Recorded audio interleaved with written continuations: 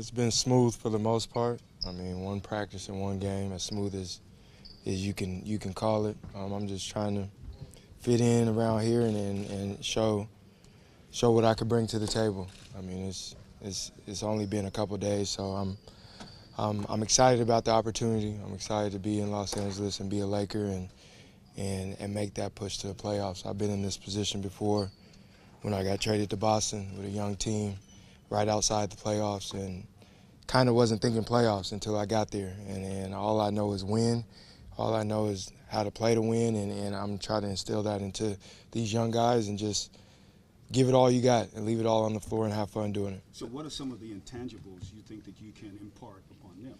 I mean, just about being a professional, going about your business, working hard each and every day, coming in days off, taking care of your body, the things they might not know things about just because they're young, but at the same time we're a talented group of guys that it seems like they love being around each other. They're always joking, and it's always a positive atmosphere the days I've been here. So just to build on that, and then just know it's time to win now. Like, why wait? We want to win now, and we want to have fun doing it. How long will it take you to pick up all the different things on offense and defense for this team? Offensively, I mean, the system is kind of like, I mean, all the teams that get up and down the floor. I just need to learn the terms, like the names of the plays and things like that. But other than that, I mean, it's easy. The coach put me in position to be successful and play to my strengths last game, and I think as I get more familiar with the guys and more familiar with the system, it's just going to be that much easier. Is it fair to say the bigger challenges are learning, where certain guys like the ball? Oh, for sure. That part of it? Any time you get on a new team, that's a big challenge, knowing where guys like the ball, where guys are going to be on both ends of the floor, and then at the same time I'm almost a guy that I don't fit in, I stand out. And I've always had that attitude, and I'm going to do what I can to help this team win games, because at the end of the day, that's what it's about. You were able to see Lonzo today in practice. What do you think about his game, and how do you think you two will work together? I mean, we're both basketball players. We know how to play with different types of guys. He's a special young talent that's going to be a special player in this league for years to come. I mean, even from the outside looking in, watching the Lakers play, he's very good. And he goes at his own pace, which is a strength to have at a young age. And he's talented. I can't wait to get on the floor with him and be able to compete with him and hopefully win a lot of games. A lot of things have happened for you in this last year on the court and off. Have you paused to think about it? How has this last year been for you? My sister passed away. That's the biggest one. So, I mean, the basketball thing, it is what it is. It'll take care of itself no matter where I am. But, I mean, basketball, that's the last thing I really worried about, because I work hard each and every day. I work too hard not for things to work out. The Cleveland situation didn't work out. Now it's time to move on and move on to what I can bring to the Lakers organization and go from there. I mean, I'm all about worrying about what happens right now and worrying about the things I can control, and that I can come out and play hard and give it all I got each and every night and showcase my skills and then go from there. How are you feeling physically with your hip? I'm feeling good. I'm all right. I mean, I'm not 100%, but I'm getting there, and each and every day is a positive day for me.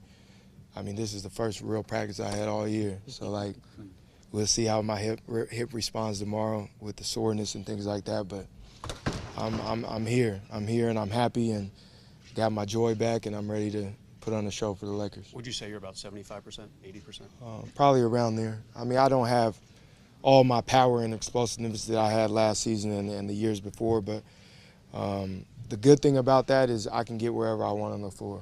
I'm just trying to get my rhythm back to where it was, trying to get my legs back to not being heavy and getting tired, because I'm not used to getting tired. But at the same time, that comes from continuing to work each and every day, and I'm going to do that. Did you feel like you maybe pushed it to come back too soon?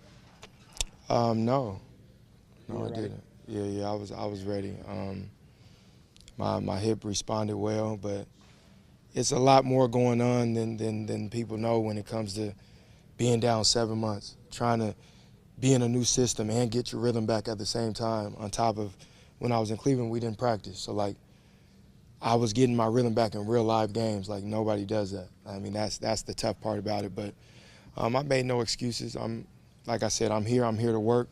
I'm here to continue to get my hit better and continue to get as close to 100% as I can and build on it. You mentioned a little while ago the Cleveland situation didn't work out for you. Have you thought about why it didn't, because there were such high expectations when you went there? I don't know why it didn't. I mean, for the most part, I mean, there was a lot of new faces in that organization, and it just didn't click for whatever reason.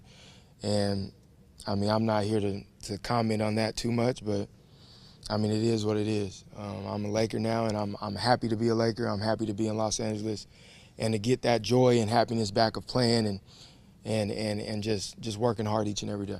It's a team in Dallas, and met the team on the road. What did it feel like to actually come to the facility today, to get the jersey over there, wearing the Kobe shirt?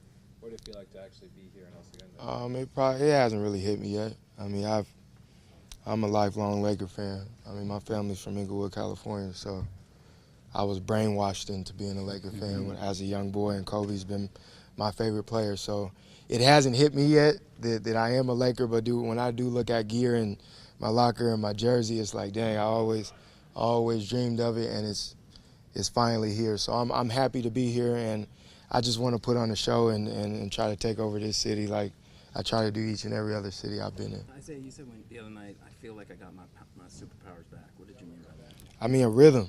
Like, that was the first time I was able to have the ball in my hands and make a play and have guys, I don't know. I mean, you see the bench. Every time I was shooting, they were standing up, cheering. That's that feeling that I had in Boston, where we was playing for each other and we had happiness and joy for each other.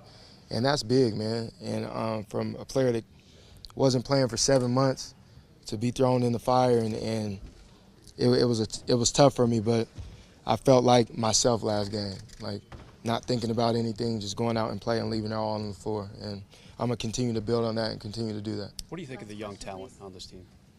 This young talent is special. I mean, one thing I want to do with this young talent is show them how to win and show them how to be professional, show them how to work hard, because they got everything else. They're talented. When you have fun with a group of guys, it makes it easier on the court. Like, since I got here, all they do is joke around. All they do is joke and laugh, and they're so close, and that's a good thing. That makes it easier on the floor when you go to battle, and when you hit adversity, you don't go your separate ways. You keep going. And I think in this organization, everybody's here to play for each other and have a positive mindset when it comes to it.